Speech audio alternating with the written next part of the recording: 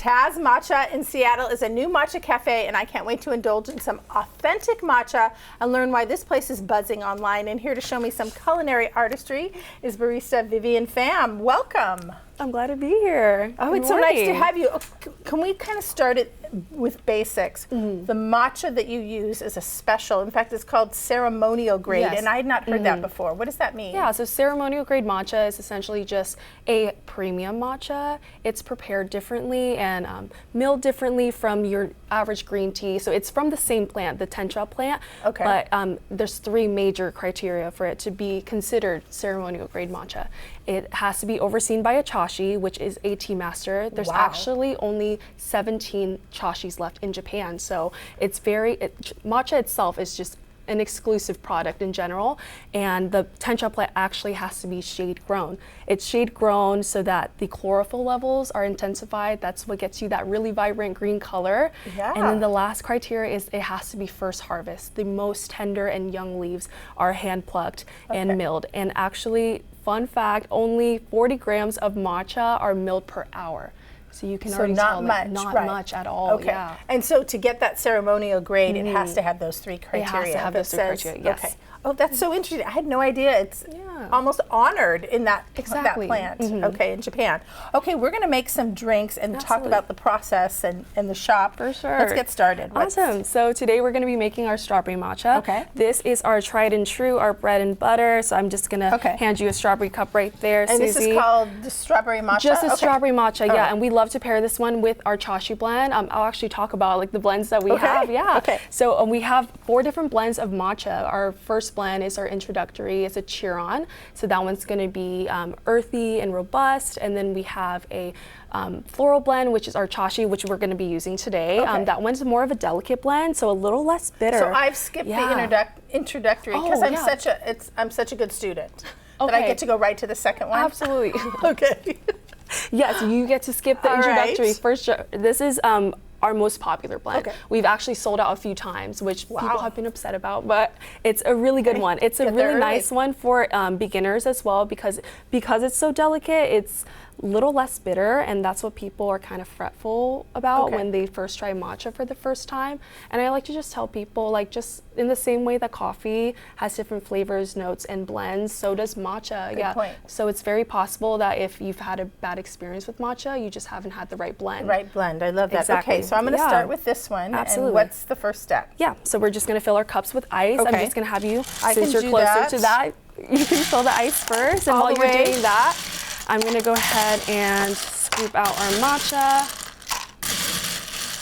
Is that enough ice or all the way? All the way to the brim, yes. I'm a messy ice person. You're all good. This was the trickiest part when we were practicing. Okay, and you are weighing the matcha. I am weighing the matcha, correct. I know it's very noisy too, folks. No, you're all good. Okay. All right, that is about it. That's yours. Thank you.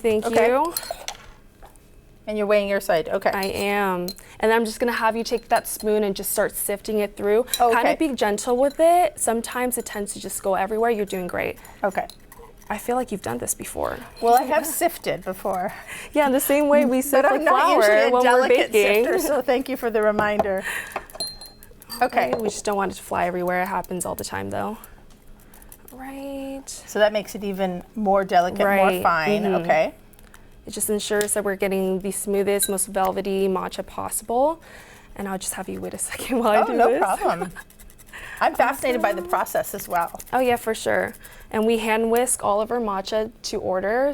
And then we also display it on our bar top as well. So whether you're dining in or taking your drink to go, you can just see us preparing the matcha, and then you can just put your whisk and your spoon to the side.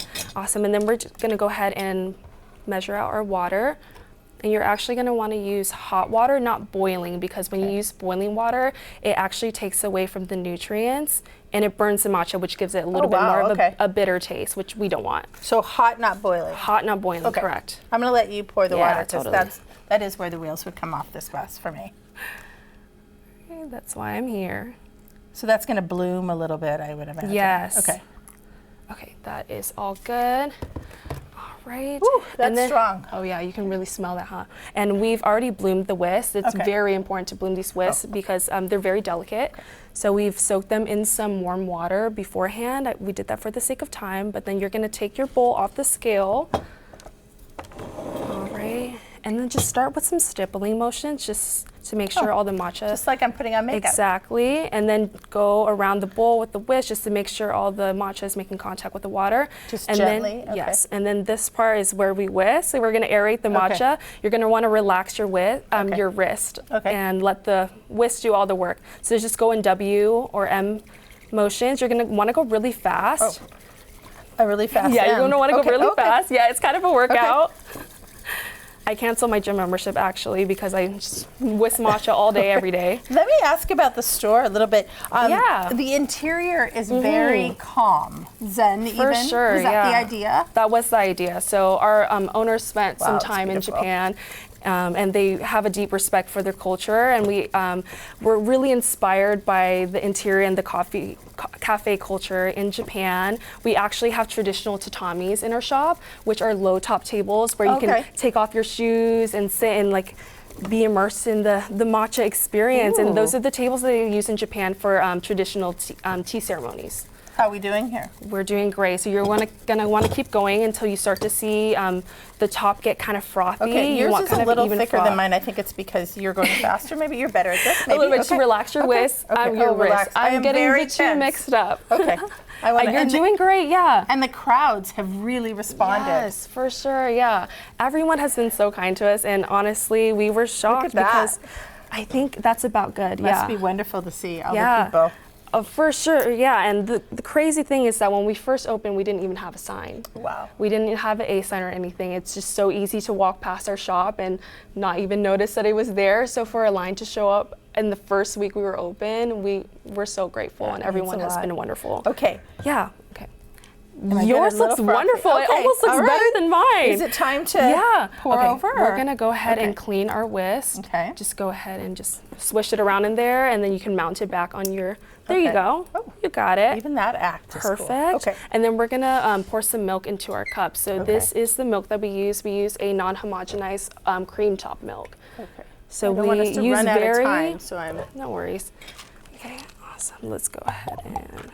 There you go. That's about pour my good. cream. Yeah. That's about good. Okay. And then go ahead and put your cup back on the scale because we're going to measure out our syrup. This is a jasmine syrup that we steep in house. It's very popular. I'm just following you. Yeah, no worries. And then we're just going to measure out 15 grams. That's about good. Okay. All right, perfect. Once we're done with that, we can just go ahead. A little more on mine? Yeah. Have you pour on the jasmine? Okay. If you like it extra sweet, that's fine. Okay. And then this is everyone's favorite part. Okay. Pouring the matcha right on top. Ooh, There you go. Look at the layers. Like this part. This makes for a really good Instagram story too. People love recording this. Okay.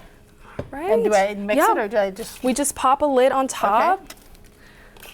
Oh my goodness. Okay, And I'm gonna we're try done. this. And then you also have 2 other signature drinks here. Mm-hmm.